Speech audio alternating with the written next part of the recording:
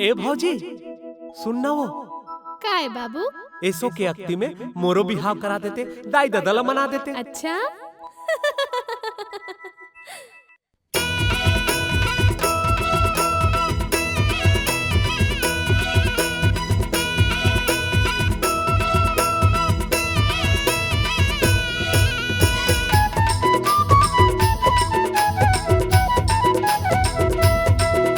ए भौजी अरे सुनना वो सुन तो वो ये मोरे भौजी, सुन तो वो ये मोरे भौजी, दाई दादा मना के तय मोरो ऐसो बिहा करा देना जल्दी, ये वो भौजी बिहा करा देना जल्दी। हाजी मोर देवर बाबू, हाजी मोर देवर बाबू, दाई दादा मना के मैं तुहरे सो बिहा करा दूं जल्दी, हाजी बाबू बिहा करा दूं जल्दी।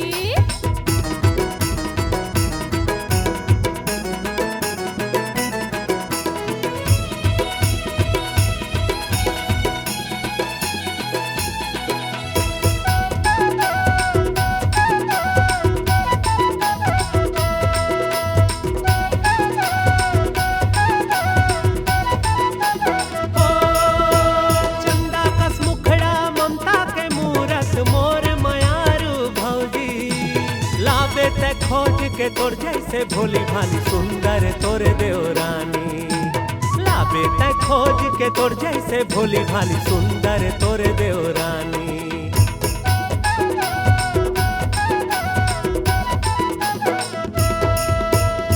जान तू तुहर मिठ बोली ला मुस्का झन लगावो, तुहर सपना मोरो मनोती है नाचत बारात जाबो, हे तुहर सपना मोरो मनोती है नाचत बारात जाबो, बने मड़वाला सजाबो तोला हरदी में रंगाबो, दुल्हा राजा तोला घोड़ा में बैठाबो, बैंड बाजा संग बारात सबो जाबो।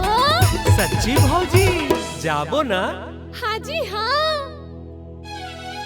सुन तो वो ये मोरे भौजी, सुन तो वो ये मोरे भौजी, दाई दादा मना के तय मोरो ऐसो बिहा करा देना जल्दी, ये वो भौजी बिहा करा देना जल्दी।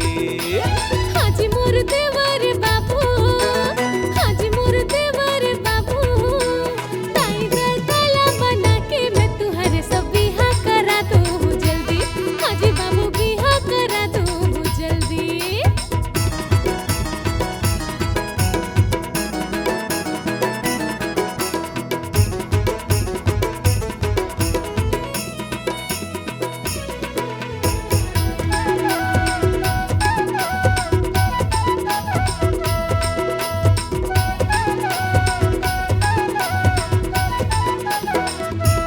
हाँ निचट अड़ही लाहू बिहा के तब फटकारा झन लगावे, माया पीरित के मिठ बोली औ घर के बूता सिखावे, माया पीरित के मिठ बोली औ घर के बूता सिखावे।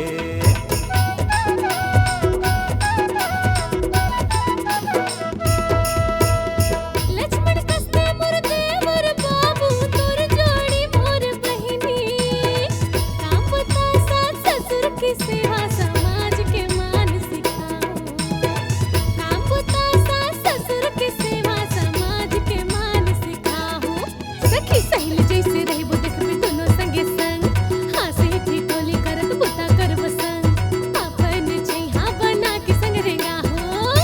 भौजी ते झूठ तो नहीं कहा थस ना? अरे बाबा 100% बारात जाबो।